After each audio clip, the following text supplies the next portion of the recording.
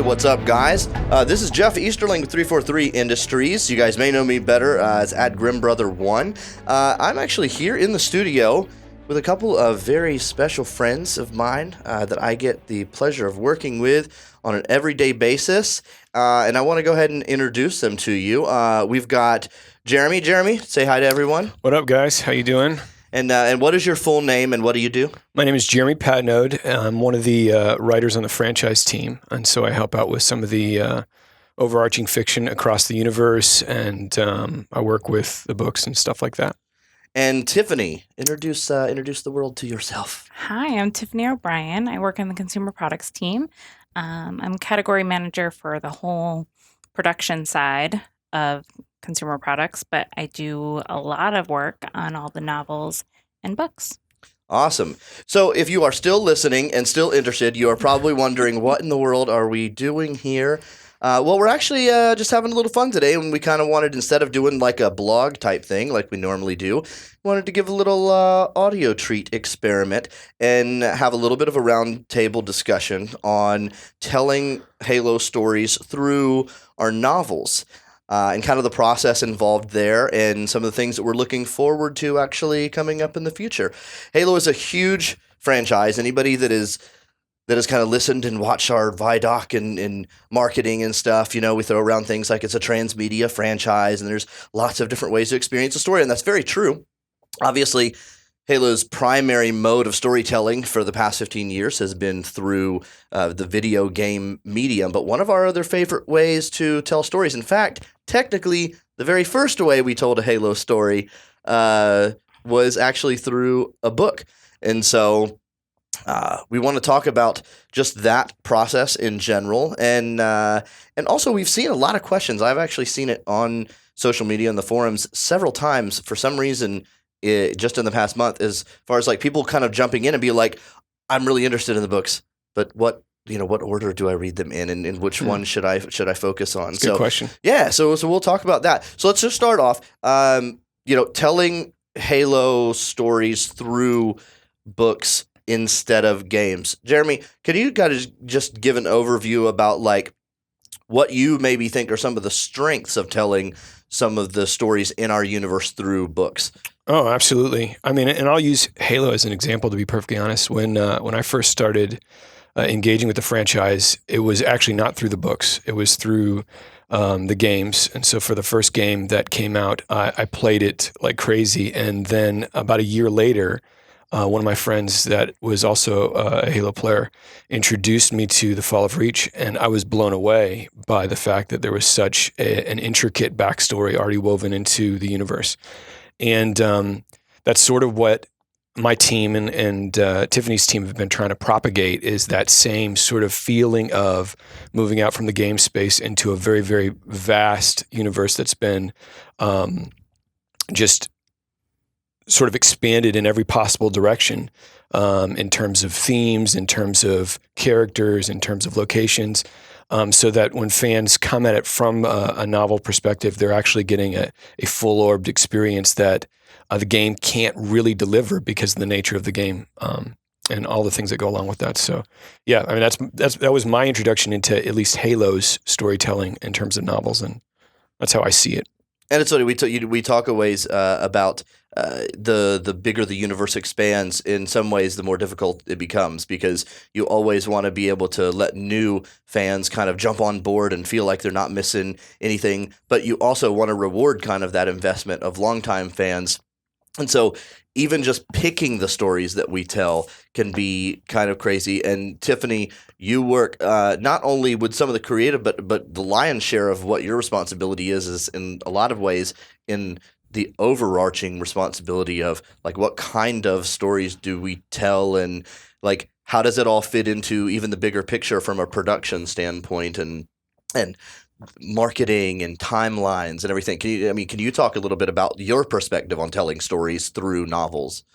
Well, first, I think novels are a lot more emotional and you get more connected when you're reading them. And for us, I know Jeremy and I always like to find an author that we really like and also likes Halo. And we like to have a conversation with that author to find out what story they really want to tell. and we try to give them a sandbox that works with our game and also gives them the freedom to really explore what they've always wanted to explore. It's interesting, actually, that you say sandbox, because it actually works in many ways just like the games itself. Like we talk about, fans are used to hearing sandbox, but they're used to thinking it in the fact of, oh, I've got warthogs and needlers, and I can jump and do what. But the universe itself is a sandbox as far as just sheer creativity goes. When you talk about like the settings and the characters, those are essentially the sandbox that some of these other creatives can use. Could you talk about how we onboard even authors? Because there are times when when we here internally are obviously responsible for some of that story creating and creating new characters, sometimes in big ways or sometimes even in little small ways to explain the nature of a weapon or a side character. But a lot of times we encounter authors, Greg Bear was a great example, who was a very renowned science fiction author, but he's not necessarily a longtime Halo person. So what is the process like trying to onboard even authors? Well, Jeremy put together... Loaded questions. No, he put together a really awesome document that basically gives the whole snapshot of the universe with a bunch of videos. And I think that allows any author, even if they know Halo or if they don't know Halo or need a refresher on Halo, can go through and get snippets of the stories and then decide what is the most interesting to them. Yeah. And so that's our first step, is to send them that cute little email. And then it's really, really, really, really long. But there's a lot of links and it's easy. And then they come back to us and tell us what they thought was interesting. Yeah. And it's important to also stress that, like, when we're looking at authors, the top thing that we want to look for is someone who either is a fan of Halo, like a longtime fan, or has a deep, profound interest in telling a story in our universe because they know it so well. And Halo is actually a lot more difficult to tell a story like in that universe than I think a lot of people realize, because there's certain aesthetics that go along with like 26th century military that aren't ubiquitous across every science fiction franchise out there. You think they are on a surface level, maybe they're the same between different franchises, but they're not. And there's certain stylistic elements that can really get off course if they're not sort of tuned into that. And so that is a little bit of hand-holding, but a lot of it is just finding an author who knows Halo. If they know Halo, they're going to organically and spontaneously be able to tell stories in that universe in a way that doesn't really require us. We just need to get out of the way and really give them the freedom and the guardrails to sort of make sure the story is coherent and cohesive. But also like enthusiastic about just telling our story. So Greg Bear's a pretty good example of someone who just really was interested in Halo, and we kind of gave him a part of the universe that we had never really explored before, but he's really good at creating that sci-fi story and world. So I would imagine you peg certain authors, especially even from a stylistic standpoint, that there are going to be authors that have strengths and weaknesses in telling certain types of stories, because you've got, again, it's one of the blessings and the curses of this universe is there are so many different kind of theaters to tell those stories in. You've got your boots on the ground band of brothers, very singular, intimate character pieces, but then you also have your bombastic, epic space opera style pieces, and somebody like Bear, who is very almost more flowery, Tolkien-esque, crazy, lots of syllables and lots of flowery words, versus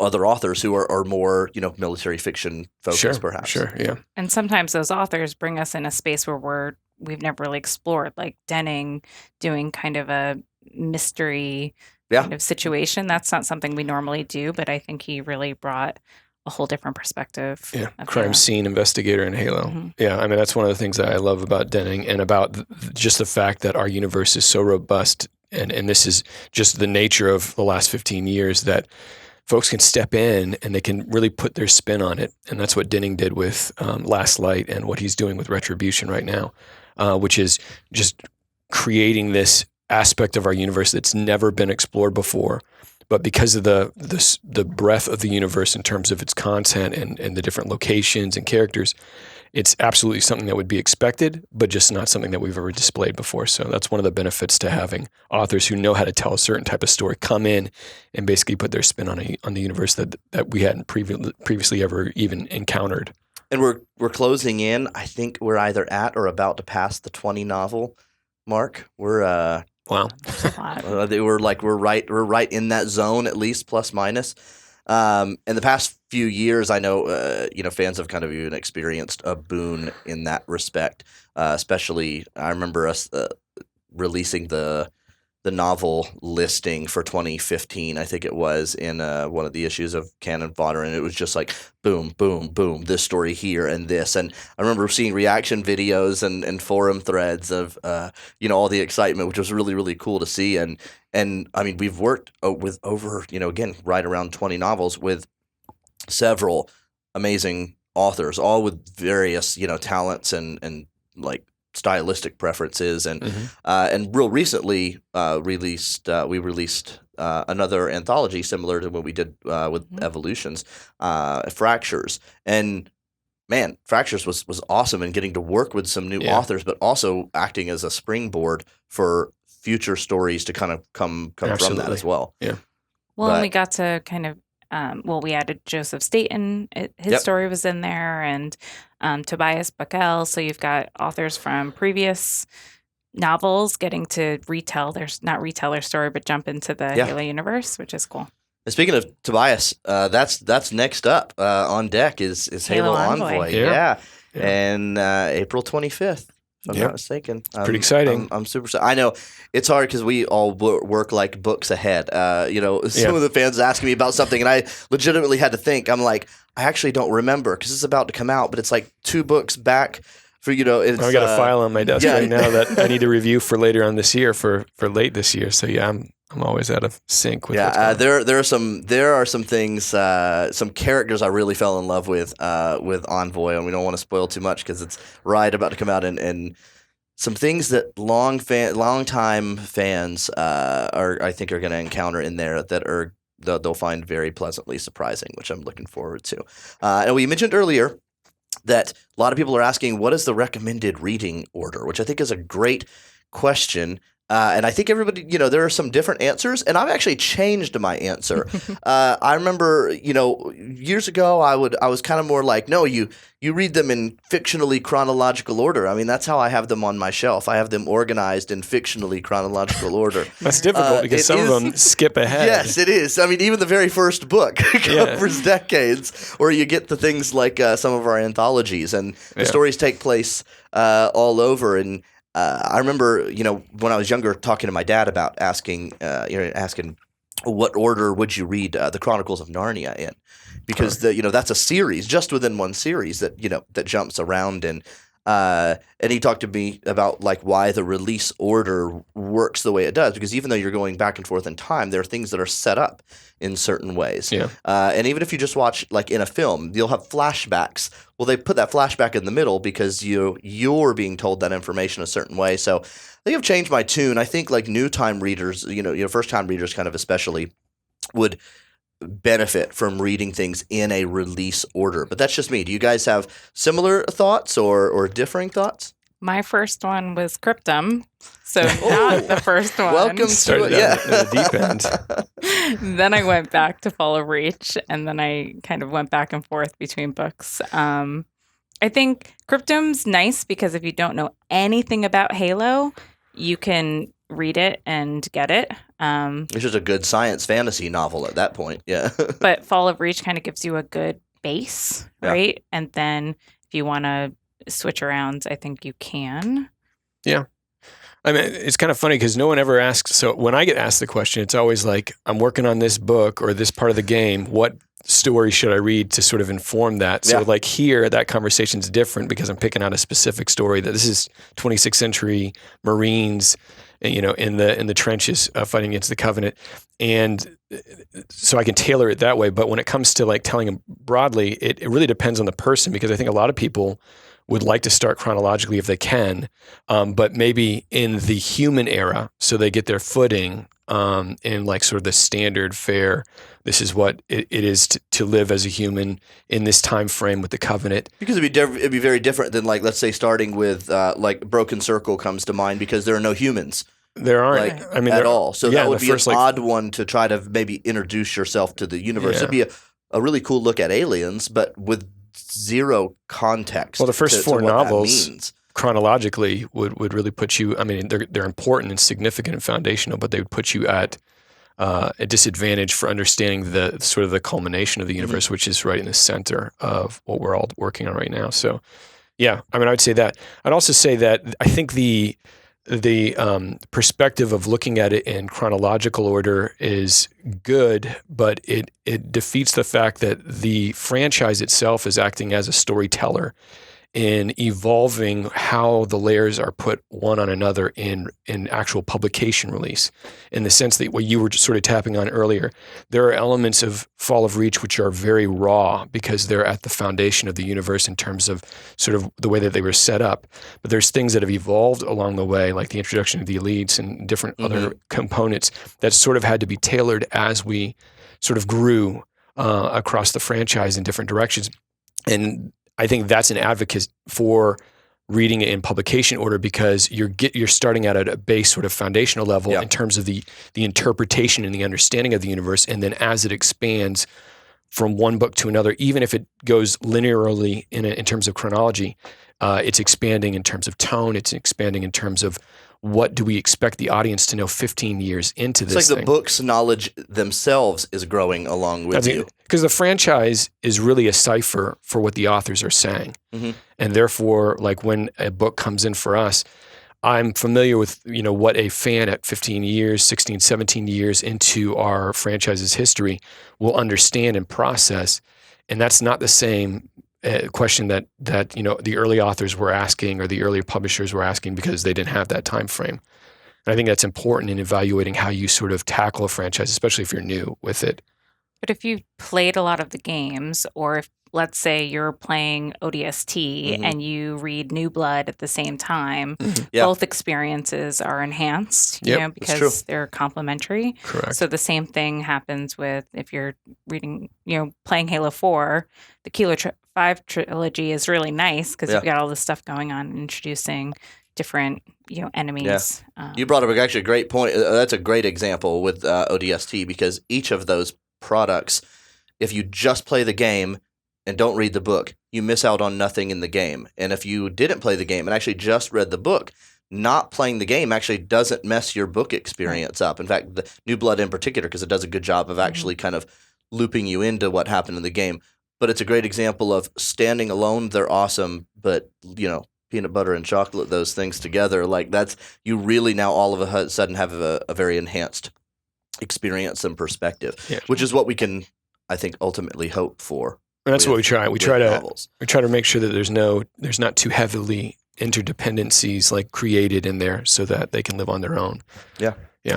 Awesome. Well, just lastly, have a little fun. Any particular favorite stories that we've done over the years? We'll keep it isolated to like the novel realm to try to make it a little bit easier. I'll start. Okay. Like Cryptum and Silentium are right up there, and for different reasons. I just think absolutely some of my just favorite books. Primordium's my favorite of those. Really? Oh, wow. Oh, that's for interesting. Sure. Oh my goodness. That one's for sure. That's interesting. But I'm also a huge fan from the non Forerunner side, the more modern side. I love Contact Harvest. Yeah. Contact Harvest is right there with you. Is like that to me is, if you weren't to start with the Fall of Reach, Contact Harvest to me may be that other awesome best place to start. As, I've never read anything, or I maybe don't even know much.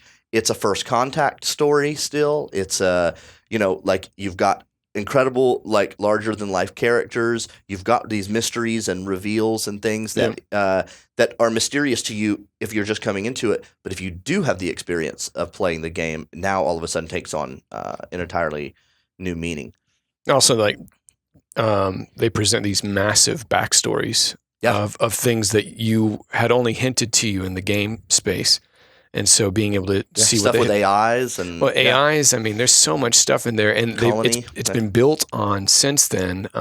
Like there's even a mention of mendicant bias in those early in Contact Harvest, which isn't something that's elaborated till quite a while later in Halo 3 and then in some of the stuff that we worked on with the Greg Bear trilogy. But it's just interesting to see the backstory that was thrown in there, which has become really the foundation for all these different other layers that we've loaded on top of it. Contact Harvest is definitely one of those. Awesome. What about you, Tiffany? And some of my favorites haven't been released yet, but those don't count. Man. I was actually going to say the same thing. Like the book I just read was actually very high. I know one in particular that, my favorite is the Kilo 5 trilogy. Okay. Especially Thursday War. But I also just love Jewel Madama. And, Madama's so nice. The Huragox. Rest in peace, too soon. Pretty much all the Huragox are my favorite.